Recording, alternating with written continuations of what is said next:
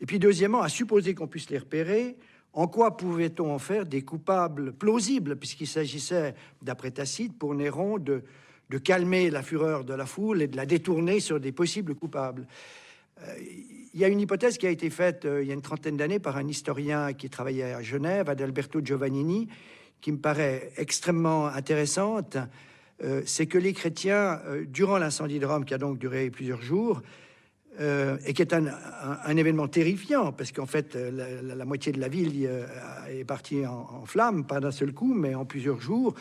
Et il faisait nuit en plein jour, et des lumières impressionnantes, et dans l'obscurité, et avec des nuages qui devaient être angoissants, que ces chrétiens de Rome aient pensé que le jour dernier était arrivé, que le Seigneur allait revenir, parce que c'est ainsi qu'on décrit dans les textes apocalyptiques le dernier jour, qu'ils aient pensé donc que l'heure était venue, et que par leur comportement, ils n'aient pas nécessairement manifesté de la joie, mais ils aient eu, durant l'incendie, un comportement différent des autres, attendant quelque chose, alors que les autres étaient entièrement désespérés. Ça les aurait désignés, ça les aurait singularisés, et ça aurait pu en faire de plausibles coupables de cet incendie.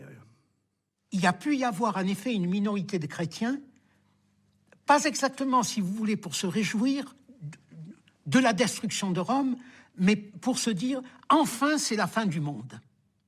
La fin du monde arrive, nous allons nous retrouver dans le nouveau paradis.